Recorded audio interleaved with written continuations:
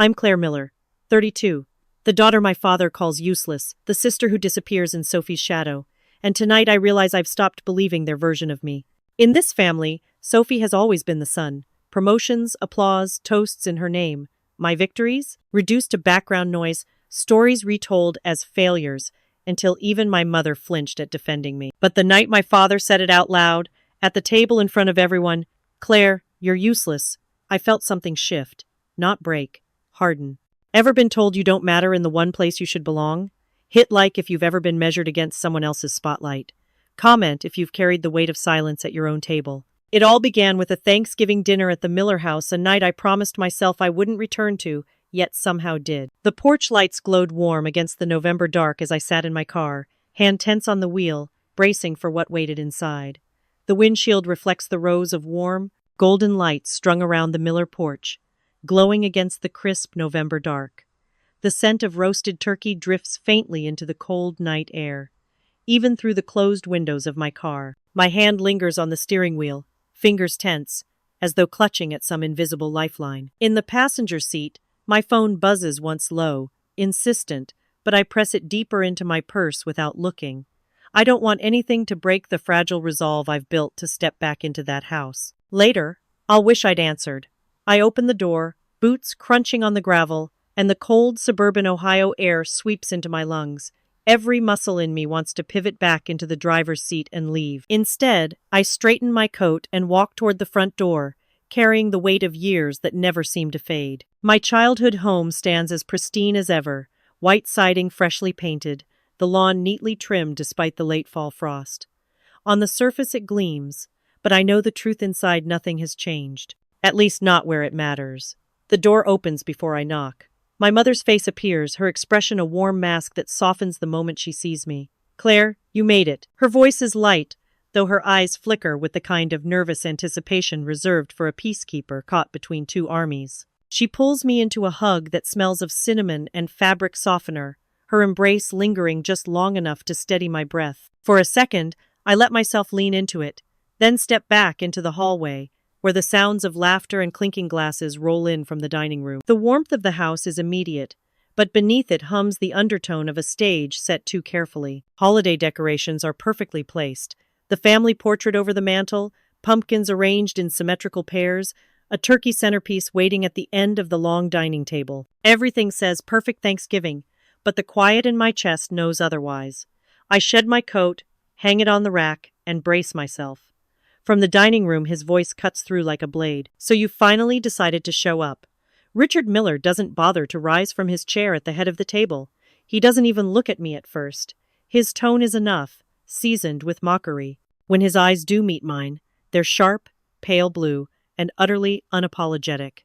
The clinking of silverware falters for a beat, then resumes as though everyone has rehearsed pretending this is normal. "Hi, Dad," I say, my voice even. But I feel the sting already beginning its slow burn. My mother hovers behind me, her hand resting briefly on my shoulder before she moves quickly toward the kitchen. She always moves quickly in these moments, like a shadow that slips away from conflict before it fully ignites. At the far side of the table, Sophie rises gracefully to greet me. My older sister is the embodiment of ease, her dark hair styled perfectly, her smile as polished as her dress. Beside her, Mark beams, lifting his glass. "Claire, we were just talking about the new project Sophie's team pulled off. Huge success." Her boss couldn't stop raving. He looks toward my father as if waiting for approval, and Richard delivers with a proud nod. "That's my girl," he says, clapping the table. The praise fills the room like smoke, suffocating in its thickness.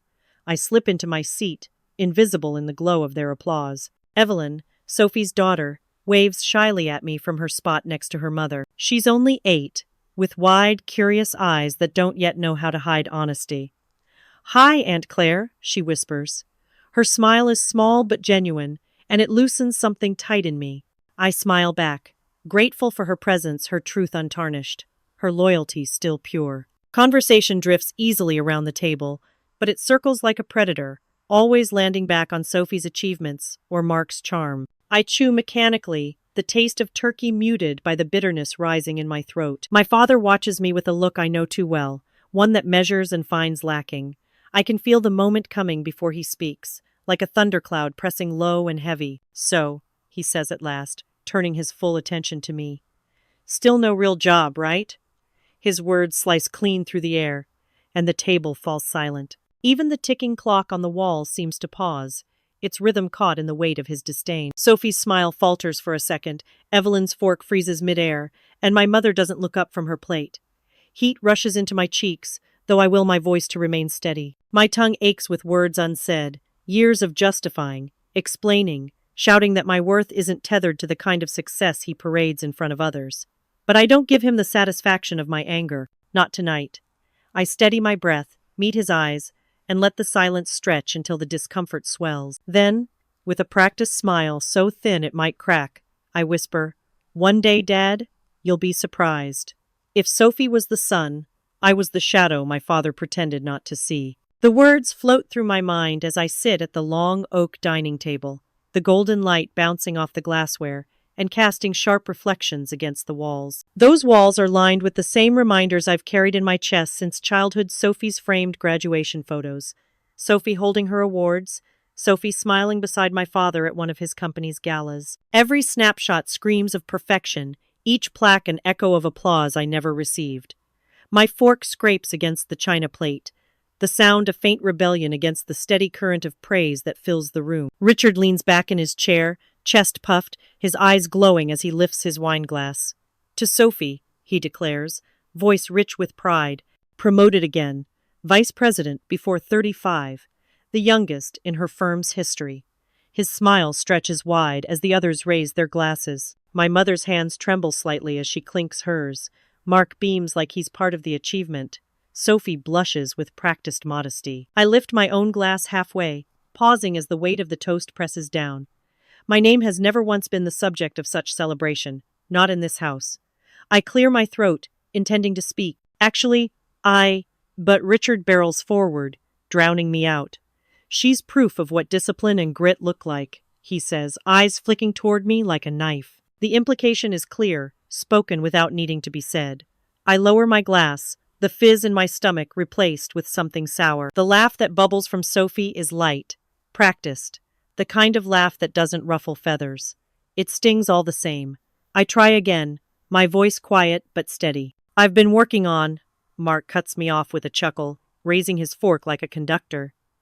"You should have heard Sophie's boss at the company dinner last month," he says, his voice warm with pride. Couldn't stop praising her leadership skills.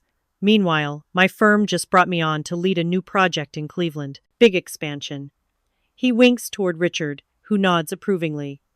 "It's about time we had some real accomplishments in the family," Richard says. His gaze doesn't linger on me, but the weight of his dismissal crushes just the same. The room feels smaller with every word, the walls crowded not just with photos, but with expectations I've never met. My mother's voice enters like a thin thread of peace. "Claire has her own path," she murmurs, eyes fixed on the tablecloth. But Richard snorts, a sound so sharp it makes my heart falter.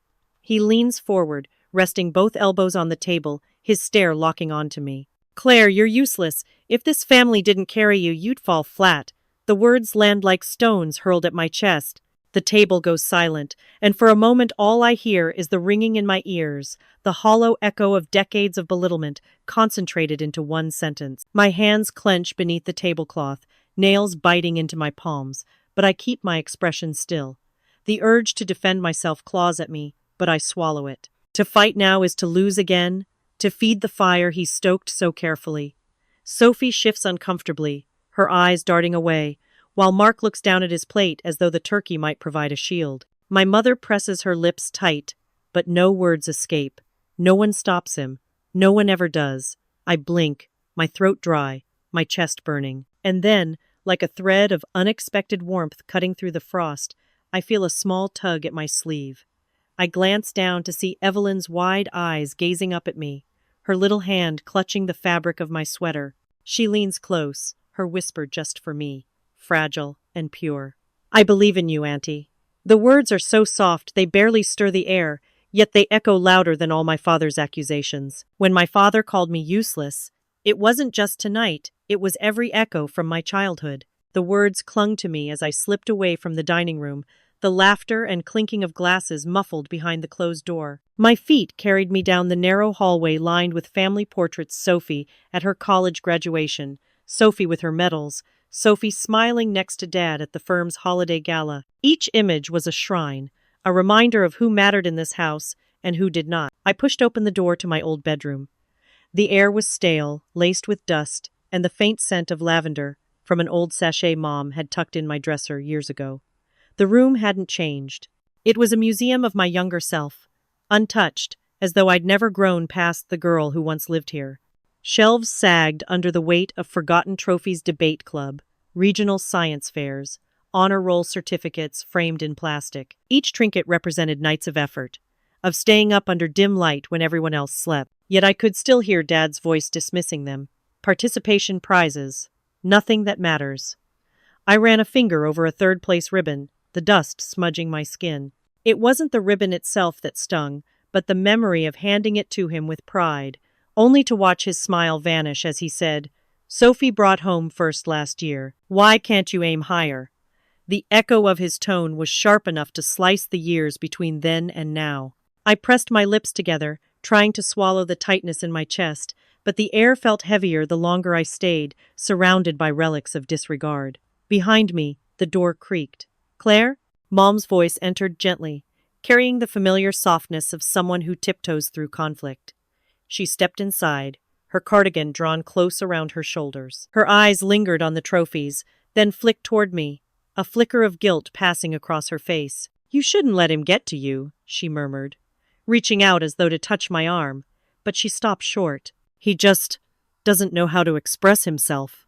I gave her a thin smile that didn't reach my eyes. "He knows exactly how to," I said quietly. Her hand tightened on the edge of the doorframe, but she didn't argue. Instead, she offered the same worn comfort she always had, silence in place of confrontation. Her eyes held apology, but no defense. She turned back into the hallway, leaving me alone with the dust, the trophies, and the silence that screamed louder than her words. I sat on the bed, the quilt still patterned with faded florals. Pulling my laptop from my bag, I let the soft glow of the screen wash over me, a stark contrast to the dim nostalgia of the room. Here was the world no one in this house saw, the one that lived beyond their judgments. Folders opened with a click, files of research, proposals drafted late into the night, carefully exchanged emails with contacts who respected me, who believed in the weight of my work. At the center was the project I had nurtured in secret, the one that carried more promise than any ribbon on these shelves. The Anderson name appeared again and again in my inbox, tied to contracts, proposals, meetings that had taken months to secure. I traced the edge of the keyboard with my finger, the weight of years pressing down, yet giving me strength. "You'll see, Dad. You'll all see," I whispered into the stillness. The words hung in the air, fragile but firm, a vow stitched from scar tissue and resolve. The laptop chimed softly, breaking the silence. A new email appeared in bold at the top of the screen. "Meeting confirmed with City Council. Anderson and company present." This dinner wasn't just about turkey. It was about judgment. The gravy boats and half-eaten plates had been cleared away, the warm smell of cinnamon pie fading into the sharper scent of coffee. The dining room was quieter now, though not calmer. The hush carried a weight that pressed into my chest. My father's chair creaked as he leaned back, a man preparing for a performance. He tapped his fingers against the table before sliding a thick folder across the polished wood. I watched it land between the candlesticks and crumbs of cornbread. Sophie straightened instinctively, Mark craned his neck with curiosity, and Mom flinched as if she'd seen this play before. Dad folded his arms, his eyes narrowing on me with the satisfaction of someone who believed the verdict had already been written. "I've decided it's time to update the will," he announced. His voice cut through the stillness, flat but final, as if the decision was no more remarkable than choosing which wine to serve. The words scraped along my nerves. I had expected another jab, another reminder of my supposed failings, but not this. The air seemed to thicken, the firelight glinting off the gold frames on the wall, all of Sophie's portraits watching like a jury. "You're serious?" Mom's voice wavered, but she kept her hands folded tightly in her lap. Dad didn't look at her. "Completely. Sophie has proven herself. She's earned stability. Claire," he shifted his gaze toward me with a deliberate pause, "has shown time and again that she cannot be trusted with responsibility. It would be irresponsible of me to waste what I've built. Sophie's fork clattered against her plate, though she said nothing. Her eyes darted between me and Dad, lips parted as if she might protest. But then she lowered her gaze. Mark leaned forward, his chest puffed with pride, already rehearsing the benefits this new arrangement could bring. I kept my expression still, though inside something twisted, hot, and bitter.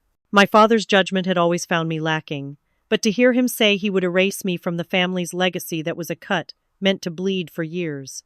"You think Sophie deserves everything?" I asked slowly, my voice quieter than I intended, but steady.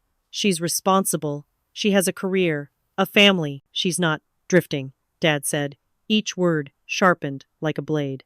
I felt Sophie shift uncomfortably beside him, her hesitation evident in the way she pressed her napkin flat against the tablecloth. But still she stayed silent. Silence had always been her loyalty, her choice of shield. My chest rose, tight with years of swallowed words. But I wasn't going to swallow this. Not anymore. I leaned forward, catching his stare, refusing to let mine waver. "If you think I have nothing, you're making the biggest mistake of your life." The table froze with the weight of the declaration. Mark's smirk faltered. Sophie's hand trembled slightly.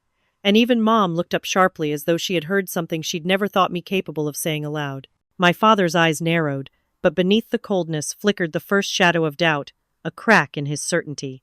Before anyone could speak, my phone vibrated against the wood. The screen lit up in bold letters. Anderson and Company. The clinking of silverware was louder than my heartbeat. Each scrape, each accidental clang seemed to echo against the yellow-tinged walls, a sound far too sharp for a room so filled with silence. The turkey sat abandoned, slices untouched, gravy thickening in its bowl. No one dared reach for seconds. Instead, all eyes hovered, half on their plates, half on the tension humming across the table like a low electric current. My father leaned back, fingers steepled under his chin, studying me with the faint curl of contempt tugging at his mouth. He was waiting for me to flinch, to break under his declaration that Sophie deserved everything while I deserved nothing. He thrived on the imbalance, on reminding me that I was the mistake at the table. "This family only has one successful child," he said finally, his tone matter of fact, like a judge reciting precedent. The words had been spoken before. So many times they felt rehearsed, but tonight they carried an extra weight, the official stamp of the will he had just promised to rewrite. Mom stared down at her folded hands, lips pressed tight. Sophie shifted in her seat, shoulders hunched as if the words made her smaller. Mark grinned faintly, as though the pronouncement reflected well on him, too. I stared back at my father, the sting sharp but dulled by repetition. The wound wasn't new, only reopened. Still, across from me, Evelyn's little face scrunched in confusion. Her fork slipped from her tiny hand and clattered onto the plate. Then her lower lip trembled, and tears pooled in her eyes. "Stop it," she whispered, then louder. "Stop being mean to Auntie." The sudden cry shattered the oppressive stillness. Sophie reached to soothe her daughter, but Evelyn shook her head, tears slipping down her cheeks. "It's not fair. You're wrong." For a moment, Richard faltered, caught off guard. His fork scraped against his plate as he shifted, irritated. But before he could retort, the air vibrated with a shrill, unmistakable sound. My phone rang. Not the muffled buzz from earlier. Not a gentle vibration tucked away in my purse. This was loud, insistent, echoing through the quiet room like a bell demanding attention. The ringtone cut through the heavy silence, and everyone turned. Richard's brows snapped together, his annoyance sharpening. "Can't even sit through dinner without that thing?" My hand moved calmly, deliberately, as I pulled the phone from my bag. The name on the glowing screen froze me for only an instant. Anderson and Company, my breath steadied. All those ignored buzzes, the foreshadowing moments I had let pass, now arriving in full force at the exact moment it was needed. I pressed the green button. "Hello?" A firm voice, clear and professional, filled the space around me. "Good evening, ma'am. This is Mr. Anderson. We urgently need your expertise for tomorrow's presentation." The silence that followed was heavier than any insult my father had ever thrown at me. Forks froze midair, jaws slackened, and Sophie's eyes widened. Evelyn sniffled, staring at me with something like awe. Richard's fork slipped from his hand and struck the table with a sharp metallic clink. He didn't even notice it fall. His face had gone pale, his mouth half open as though the foundations of his certainty had cracked beneath him. I looked up, meeting his stare, and let the corners of my lips curl into a cold smile. For the first time in years, my father didn't have a comeback, just silent. The word ma'am still seemed to reverberate in the air, heavy and impossible to ignore, as if the walls themselves had memorized it. The phone lay on the table in front of me now, its screen gone dark but its power undeniable. I could still hear the clipped professional tone of Anderson's voice, respectful and unhesitant. No one moved at first. Even the steam rising from the mashed potatoes had cooled, leaving a pale film on top. Then Mark cleared his throat, awkward, his eyes darting between me and Richard. Wait. Why would Anderson call you? His voice pitched upward like he couldn't quite process the thought. Sophie's fork hovered uselessly over her plate. She looked pale, her perfect composure rattled. Claire, she said slowly, like testing unfamiliar ground, are you working with him? Linda pressed her napkin to her lips, as though that could hide her confusion. Her eyes, wide and uncertain, flicked to Richard as if waiting for him to deliver the explanation he always had. But he didn't. Not right away. Instead, Evelyn broke the silence. She sat up straighter in her booster seat, chin lifted, a tear still glistening on her cheek. See? I told you she's amazing. Her small voice carried more conviction than the rest of the family combined, and it struck like a slap against Richard's pride. His jaw tightened, and finally he found his voice. This is ridiculous, he scoffed, waving a dismissive hand. A clerical mistake, that's all. Some assistant must have dialed the wrong number. Anderson doesn't, he wouldn't call you. The certainty he had clung to all my life sounded thinner now, like ice beginning to crack under too much weight. Mark nodded eagerly, grasping for his lead. Yeah, Dad's right. Those firms they don't call nobodies. I felt the old sting flare up at the word nobody, but it was different this time. Their dismissal didn't pierce the way it used to. It glanced off me like dull metal against armor I'd been forging in silence for years. I folded my napkin with deliberate care, letting the quiet stretch until even Richard's bluster seemed small. He called me, I said finally, my voice steady, each word sharp enough to cut. He called me because of my work, and that's not a mistake. The statement lingered, solid and immovable, refusing to be brushed aside. Sophie's hand trembled slightly as she set her glass down. Her eyes slid to Richard's, her voice dropping to a whisper that carried in the silence like a revelation. Dad, what if she's telling the truth? When power slips away, the first instinct is denial. After the table had been cleared and the remnants of pie boxed into the fridge, we moved into the living room. The lamplight there was soft, almost forgiving, casting warm tones over the leather sofa and the framed photographs that lined the mantel. But there was nothing forgiving in my father's posture. He sat rigid in his chair, ankles crossed, his gaze sharpened to a knife's edge. The aftertaste of Anderson's call still lingered. I could feel it in the way Sophie avoided my eyes, in the faint tremor of my mother's hand as she poured herself tea. No one dared speak of it outright, but the silence had weight, and Richard could not allow that silence to stand. So, he began, his voice dripping with casual disdain. You've got some mystery job now, is that it? That's why Anderson's people called? He chuckled, short and humorless. Probably a temp position. A favor. Something beneath the surface that won't last longer than the ink on their contracts. I stayed seated, spine straight, refusing to let his dismissal settle in me the way it once had. My fingers curled lightly against my knees, nails pressing just enough to anchor me. Dad, Sophie said carefully, placing her glass on the coffee table. Maybe it's real. Anderson isn't exactly. She cut herself off, her lips tightening as if she regretted even that much. She didn't want to fight him, not openly, not when his approval meant so much. Linda opened her mouth as though she wanted to interject, to ease the sharpness that filled the room. But as always, she stopped short. Her hands fidgeted with her teacup instead, and her silence hurt worse than any of his words.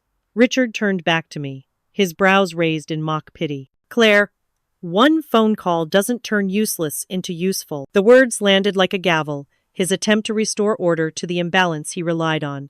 The old ache stirred in me, the echo of every dismissal from my childhood. But the fire rising in my chest was stronger now. I lifted my eyes, meeting his stare without flinching. Then keep watching, Dad. They thought I was hiding nothing. In truth, I was hiding everything. The old bedroom smelled faintly of dust and cedar, the air still holding the stale scent of a life I had left years ago. The trophies and ribbons on the shelves hadn't moved, relics of a girl no one had ever truly celebrated. But tonight, The glow from my laptop threw new light across the walls, illuminating the silence with quiet defiance. The email from Anderson still pulsed at the corner of my screen. Meeting confirmed with City Council. Anderson and company present. My pulse steadied as I reread it, memorizing every word. It wasn't fantasy. It wasn't a clerical error. It was real, undeniable. The door creaked. I stiffened, snapping the laptop halfway shut. "Claire?" My mother's voice slipped softly through the crack, tentative, uncertain. She stepped inside, holding herself as though she were intruding into forbidden ground. I swallowed, forcing calm. "Can't sleep?" Linda hesitated, then sat at the edge of the bed where my old quilt still lay. I wanted to ask that phone call tonight, Anderson." Her eyes flicked to the laptop. "Are you involved in something important?" Her words trembled, as if she feared even asking might anger my father somewhere in the house. I hesitated, then opened the laptop wider, the screen lighting her face. A set of confidential reports and project slides appeared, graphs, budgets, the polished sharpness of professional contracts. I scrolled slowly, letting her see the logos, the signatures, the scale. She gasped, a soft intake of breath that seemed to reverberate louder than Richard's cruelest word. "Claire, this is—" She stopped, pressing a hand over her mouth. I had no idea. For years she had looked away, had let his words roll over me unchecked. But tonight, her eyes brimmed with something closer to pride, tinged with regret. "Please don't tell him," I said, my voice low but steady. "Not yet. I need the timing to be perfect." Her hand reached for mine, fingers trembling. "I won't say a word." I leaned closer, the weight of years pressing against my chest. "I'm not useless, Mom. I'm just waiting for the right moment." The laptop chimed again, sharp in the stillness. A new email flashed bold across the screen. Confirmed. City Council meeting with Anderson and company tomorrow. When a tyrant is afraid of losing power, sabotage becomes his weapon. The house had settled into uneasy quiet, the kind of silence where every creak in the walls felt amplified. I slipped from my old room, restless, laptop still glowing behind me. The faint hum of the refrigerator drew me toward the kitchen, but it wasn't the appliance. I heard it was his voice, low and clipped, thick with authority. Richard stood with his back to the window, phone pressed tight to his ear, his shoulders squared like a man issuing orders from a throne. "Listen," he said, his tone sharp enough to cut glass. "You cannot let her show up tomorrow. Do you hear me? She'll embarrass all of us. Claire doesn't represent this family, she never has." The words slid through me like ice. My breath caught, shallow and furious, but I didn't step forward. I stayed just beyond the threshold, shadows cloaking me, heart pounding with the rhythm of betrayal I'd known all my life. On the other end, I could faintly make out a muffled response, polite but non-committal. He pressed harder. "Pull her off the list. Tell Anderson she's not prepared. Find a reason. I don't care what it is, just make sure she's nowhere near that meeting." My nails dug into the doorframe until I thought I might splinter the wood. He wasn't just undermining me at dinner anymore. He was reaching into my future, into the one chance I had to step out of his shadow, and trying to drag me back under. Behind me, floorboards groaned my mother, moving down the hallway with her robe pulled close, pausing when she noticed me frozen in place. She followed my line of sight and her lips parted, horror dawning as she realized what she was hearing too. I shifted, and in that instant Richard turned, eyes narrowing as he caught me in the dim light. The mask of control slipped for only a second before he snapped, "What are you doing up?" His gaze hardened when he realized. "You were listening." I stepped fully into the room now, no longer hiding. "You're trying to stop me," I said, my voice steady though my chest burned. His jaw tightened. "I'm protecting this family from humiliation. You are not going to that meeting." The years of silence, the decades of swallowed hurt, all crystallized into clarity. I straightened, every word deliberate. "I will, and I'll save this family's name from you. Every cage has a breaking point, and mine was here, in my father's driveway." The morning air was sharp with November frost. Each breath I took billowing white like smoke from a fire that had burned too long inside me. My bag was slung over my shoulder, laptop and files, neatly tucked away, everything I needed to face the city council, everything he swore I didn't have. My car waited in the driveway, engine still cold, a promise of escape. Richard's figure filled the garage doorway, broad-shouldered, immovable, his arms crossed as though his stance alone could bar my future. "You're not leaving," he growled. His voice carried the weight of every command he had ever barked at me, every order I had obeyed to keep the peace. I tightened my grip on the strap of my bag. "Move." He shook his head slowly, lips curling into that familiar smirk of superiority. "You'll make a fool of yourself out there, and when you do, you'll drag this family down with you. If you walk out that door, Claire, you'll prove everything I've ever said about you." The others gathered in the background, drawn by the clash. Sophie stood at the edge of the kitchen steps, her arms wrapped around herself, uncertain. Mark hovered behind her, silent, eyes darting between us as if calculating whose side was safer. Linda clutched her robe tighter, torn between fear and loyalty. And Evelyn's sweet, unfiltered Evelyn broke from the group and ran to me, her little arms wrapped around my waist, her voice muffled but fierce. "I believe in you, Auntie." The warmth of her words shot through me like armor. I bent briefly, pressing a kiss to the top of her hair, then looked up at Sophie. For the first time, her eyes flickered with doubt. Maybe, let her try?" she whispered, not quite meeting Richard's glare. That hesitation was all it took. I stepped forward, facing him head-on. "You've spent my whole life telling me I'm nothing. But you're wrong. Cut me out of your will if you want. But you can't cut me out of my own success." The words tore from me like steel breaking free of rust. He moved to block me again, but I pushed past him, shoulders squared, refusing to shrink. My bag knocked against his arm as I stormed by, and for once, he didn't have the strength to stop me. I slid into the driver's seat, hands trembling not with fear but with release. The engine roared to life, the sound filling the frosted morning with defiance. As I pulled out of the driveway, I caught one last glimpse in the rearview mirror. Richard's face, pale with fury, jaw clenched so tight it looked as if it might shatter, and I didn't look back again. I didn't just walk into that chamber. I walked into the place where my father's words would finally be weighed against mine. The Cleveland City Council chamber was brighter than I'd imagined. Harsh overhead lights pooled across polished oak tables, illuminating every crease, every frown, every whispered reaction. The long dais was lined with council members shuffling papers, their eyes sharp with the kind of curiosity reserved for both spectacle and scandal. I felt the weight of those gazes, yet it wasn't them I was most aware of. It was him. Richard sat 2 rows ahead, broad back stiff against the leather chair, his presence heavy like a shadow I had carried since childhood. He turned slightly as I entered, his glare slicing through me with the same contempt he had always wielded at home. Only this time, we weren't under his roof. We were under theirs, officials, reporters, witnesses, people who didn't already belong to him. Mr. Anderson rose smoothly from his seat near the center. His voice was firm, calm, carrying authority that hushed the chamber. "Ladies and gentlemen of the council, allow me to introduce Miss Claire Miller, chief consultant for this project." The words struck like a stone dropped in still water. Murmurs rippled instantly through the chamber. Papers rustled. Whispers traded, eyes darted toward me, and then toward my father, chief consultant. The title echoed inside me, solidifying what I had worked so long to achieve: recognition, not in the shadows, not stolen or dismissed, but announced for all to hear. Richard shifted, his shoulders visibly tightening, his hands gripping the arms of his chair. His jaw worked as if chewing through denial. For once, the man who had always had something to say sat in silence, diminished by the simple truth spoken in public. I stepped forward, each stride deliberate, controlled, the sound of my heels clicking against the tile like a steady drumbeat. Anderson gestured for me to take the seat beside him, a gesture of partnership and respect. One council member leaned toward another. "That's his daughter?" I caught the incredulous whisper, but didn't flinch. Let them question. Let them see. Anderson began his presentation, outlining the vision, the stakes, the strategies we had drafted late into nights that no one in my family ever noticed. He credited me with analyses, proposals, solutions, each acknowledgement hammering away at the image.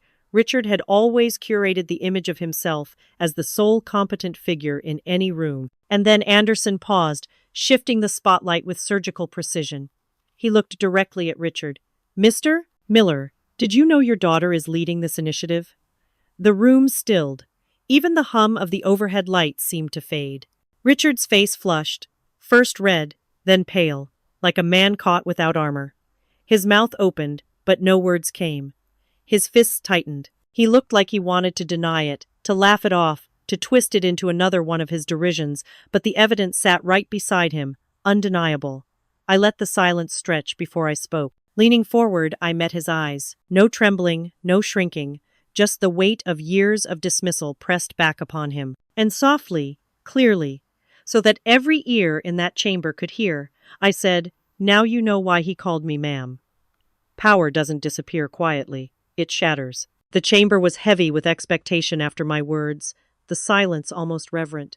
Richard shifted in his seat, chest puffing as though he could reclaim dominance with posture alone. His lips curled into the familiar sneer that had cowed me for decades. "She only handles small tasks," he said, his voice loud enough to cut across the rows of council members. "Don't be fooled. Claire has always exaggerated. She may shuffle papers, but leadership? That's beyond her." The words stung, but they no longer pierced. They were brittle now, fragments of a weapon dulled by truth. Anderson didn't flinch. He raised a hand, and with a click, the chamber's screens flickered to life. Slide after slide illuminated the walls, throwing sharp white light over the mahogany desks. Charts, projections, contracts, my work. Each line of analysis carried my initials. Each slide bore decisions I had labored over, tested, and refined until they could withstand scrutiny. "Let's clarify," Anderson said evenly. He pointed toward a slide showing a projected revenue model with my name etched at the bottom. "This model, Claire Miller.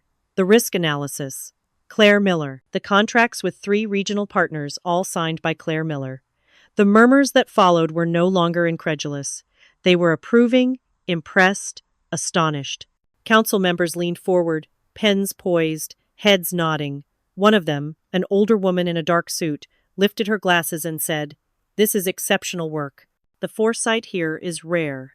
I could feel the heat of Richard's fury even across the space that separated us. His hands gripped the chair as though the wood itself might anchor him against the storm unraveling around him. He tried again, desperate, his voice cracking under the weight of denial. "She doesn't understand the bigger picture. These are scraps I let her look at." Anderson turned, his expression sharp as steel. "Scraps?" He advanced a slide, displaying the legal framework for the entire project, every page carrying my digital signature. "Without these scraps, there is no project. Without Claire Miller, there is no foundation, no progress, and no future for this initiative." The chamber hummed with affirmation. Nods became whispers of praise, whispers became soft claps of approval, until the weight of validation filled the room like thunder. Anderson delivered the final blow, each word measured and deliberate. "This project succeeds because of Claire Miller, not despite her." Applause broke out. Council members looked at me, not my father. I felt the shift, palpable and undeniable, as if years of being invisible had suddenly collapsed into this single, searing spotlight. I turned my gaze to Richard. His bravado had cracked. His face, pale and waxy, under the unforgiving lights, betrayed him. His hand trembled violently where it gripped the arm of his chair, the mask of control he'd worn my entire life now splintering in front of everyone.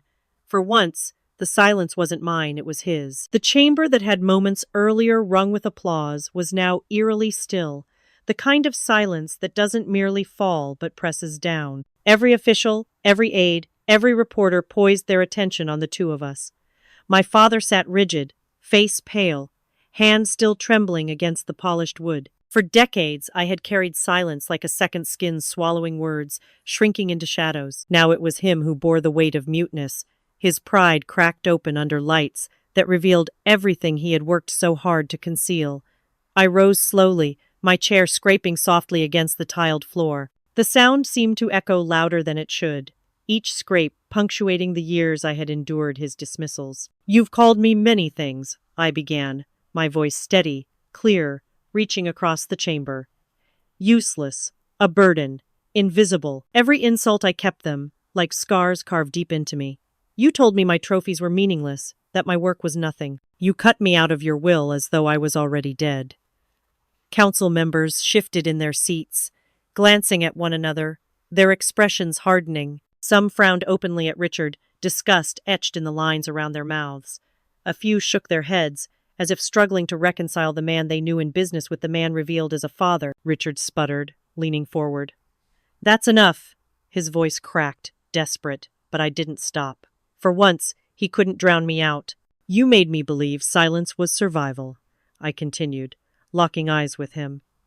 You relished every time you reminded me I was less, that Sophie was everything you wanted, and I was nothing you could claim. But look around, Dad. Look at these people. Look at what they see. His lips twisted, forming words he couldn't string together. For the first time, his weapon, that endless supply of scorn, had abandoned him. I inhaled slowly, grounding myself in the moment, then delivered the words I had been waiting my entire life to speak. My voice didn't waver. You called me useless. But this useless daughter is the only reason your project and your reputation are still alive. The words landed like stone on glass. Richard froze, his complexion draining further, his grip loosening on the armrest. He looked smaller somehow, diminished, swallowed by the very silence he once demanded of me. And then, from the far end of the chamber, a single clap, slow, deliberate.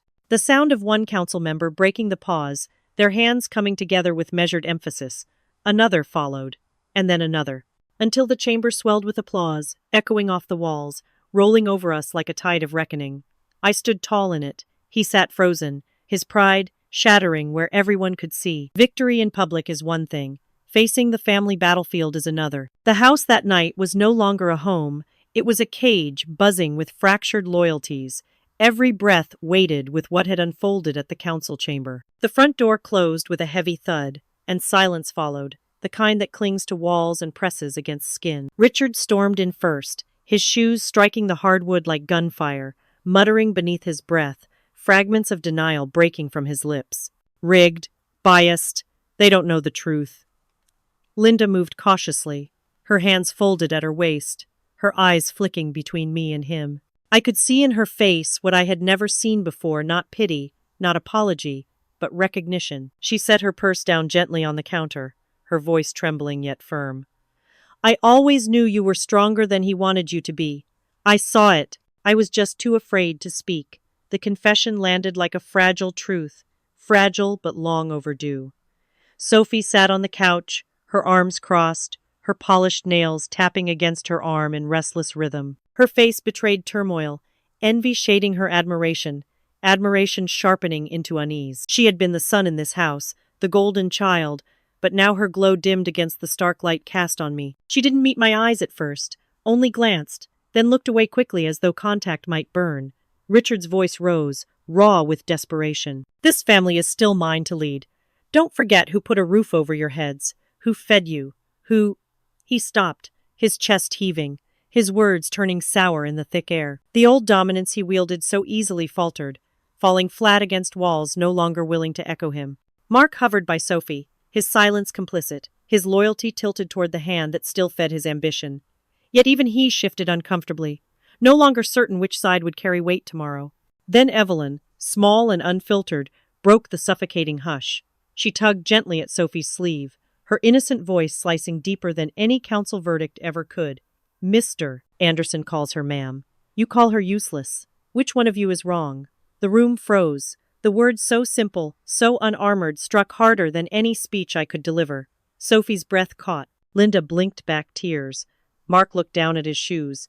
And Richard, his jaw clenched, the muscle twitching furiously. He opened his mouth, but nothing came out. For the first time in his life, he had no words. If this family dinner began with humiliation, it will end with justice. The dining room was the same, yet it no longer felt like the same battlefield. The smell of turkey and reheated sides lingered faintly, but the air was heavier now, laced with the residue of every word spoken, every mask shattered.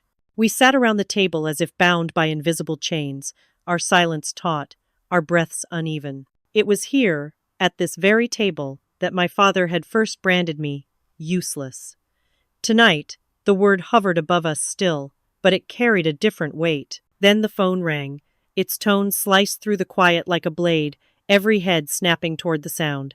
My hand hovered for only a second before I answered, pressing speaker so no one could escape the voice waiting on the other end. Good evening, ma'am.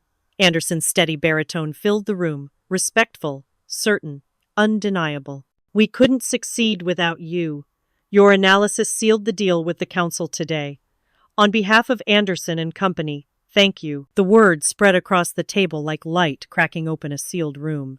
Linda's lips parted, her eyes soft with pride and regret, as though every year of silence had just been broken. Sophie blinked rapidly, her composure slipping, a dawning realization tugging her features. Even Mark sat straighter, though his glance darted nervously toward Richard, as if unsure which truth was safe to acknowledge. But Richard's hand trembled as he reached for his wine glass, the once steady patriarch reduced to shaking fingers. The glass tipped, the red liquid trembling inside as though it too feared the collapse of its bearer. His face was pale, his jaw tight, his breath shallow. Anderson's voice continued, oblivious to the storm at our table. Tomorrow we'll present the final framework with your models at the core, ma'am. This city owes you more than it realizes. I let the words hang there, savoring their weight. Then, slowly, I turned to face the man who had spent a lifetime carving my worth down to nothing. My voice was calm, my eyes locked on his. You called me useless, but the world calls me ma'am. The silence that followed was seismic, thicker than any insult ever thrown across this table. Richard's grip gave way. The glass slipped from his hand, struck the hardwood, and shattered into glittering fragments. The wine spilled across the floor, dark and spreading, like the pride that bled out of him in that instant. He stared at the pieces, his reflection scattered across 1,000 jagged shards, each one a reminder of everything he had lost, everything he could no longer control. And for the first time, he didn't look at me with scorn. He didn't look at me at all. He stared only at the broken glass, a mirror of his pride. Justice did not arrive with thunder, but with the quiet collapse of a man who once believed himself untouchable.